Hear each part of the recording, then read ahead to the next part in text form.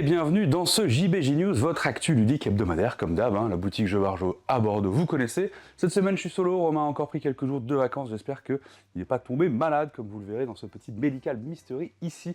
Donc cette semaine, pas des masses de choses, deux petits jeux qu'on a reçus en retard la semaine dernière qu'on va vous présenter ici, un peu de Pokémon, vous avez l'habitude, et bien écoutez, c'est parti, on y va.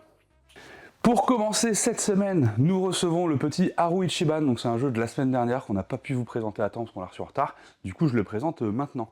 Vous allez avoir du coup un jeu de joueurs qui se présente du coup vraiment sous la forme de cette petite boîte, avec tout le matos qui rentre dans un petit sac, c'est vraiment hyper agréable en termes d'édition.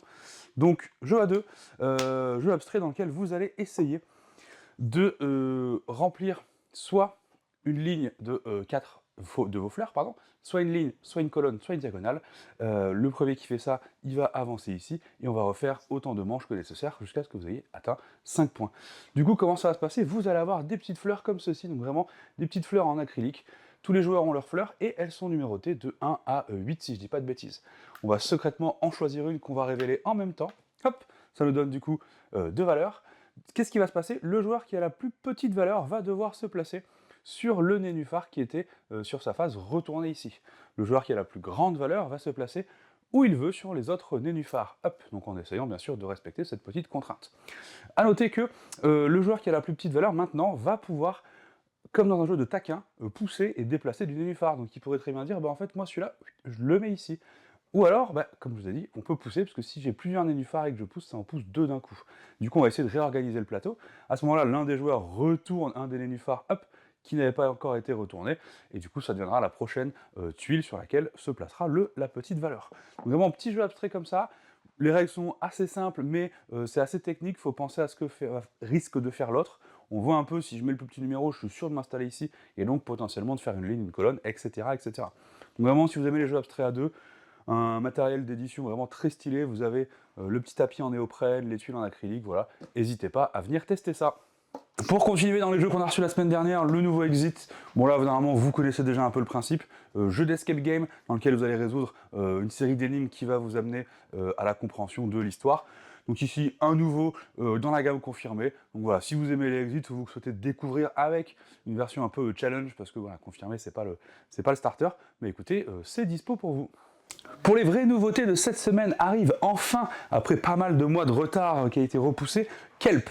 Donc là, vous allez avoir un jeu à deux, totalement asymétrique. Vous n'allez pas jouer de la même manière suivant si vous incarnez la pieuvre qui, elle, doit aller se nourrir ou survivre assez longtemps, ou si vous incarnez le requin qui, lui, doit essayer d'aller manger la pieuvre tout simplement.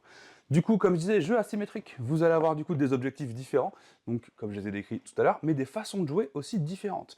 Vous avez un plateau comme ici sur lequel il y a les petites tuiles, la pieuvre est cachée derrière l'une de ces tuiles, donc vous avez choisi au départ en tant que pieuvre où vous vous installez sur le plateau. Vous, en tant que pieuvre, vous allez avoir ce qu'on appelle du deck building. Vous avez un paquet de cartes que vous allez piocher, vous allez pouvoir faire 2 actions par tour, donc soit jouer des cartes, soit les petites actions du plateau.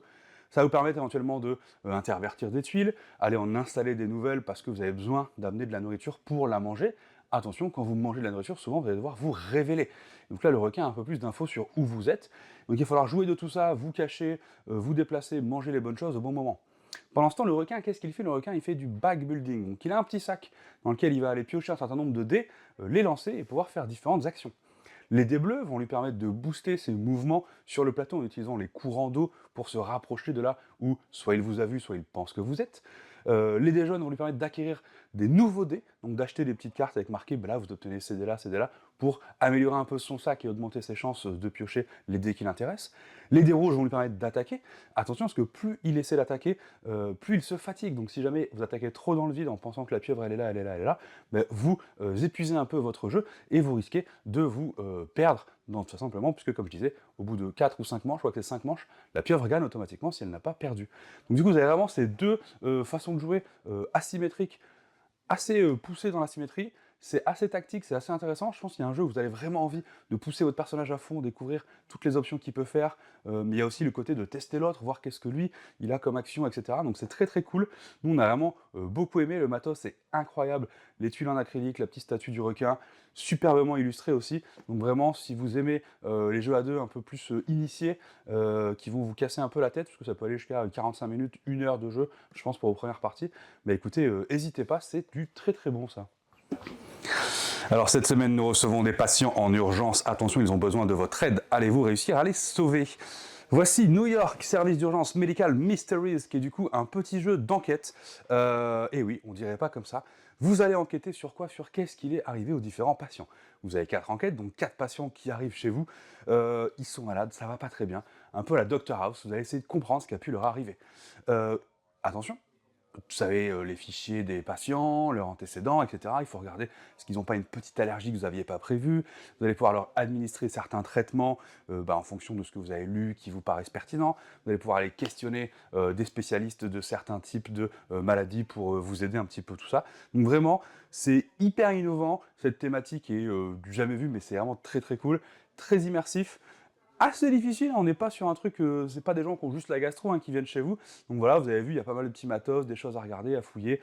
C'est de l'enquête comme on aime, mais dans cette thématique un peu différente. Donc vraiment, nous c'était le coup de cœur, c'était vraiment un jeu hyper attendu. Donc dedans, il y a un petit scénario tutoriel pour découvrir, 4 enquêtes. Et donc vraiment, si les enquêtes vous plaisent et que le thème vous plaît, allez-y, c'est du très très bon aussi. Et en dernier, comme d'habitude, vous avez l'habitude maintenant un peu de jeux de cartes à collectionner. Ici, c'est du Pokémon. Donc on a pas beaucoup de produits, donc je sais pas si au moment où vous regardez cette vidéo, il y en aura encore. On a les coffrets écarlate et violet 151 eau florissante ici, les petites mini-tines ici. Donc voilà, il n'y en a pas beaucoup. Si vous en voulez, écoutez, j'espère qu'il en restera au moment où vous passez. Et puis c'est tout pour cette semaine. Et voilà, écoutez, bon, comme vous l'avez pu le voir, rapide, des bonnes sorties quand même, du petit jeu à deux, de l'enquête assez sympathique, et du TCG. Bon voilà, on est sur que du jeu à deux, que du jeu d'enquête, mais vraiment des bonnes choses. Donc si ça vous a plu, n'hésitez pas à passer les chercher en boutique, et puis tout simplement nous faire un petit coucou, échanger. Voilà, on se retrouve la semaine prochaine.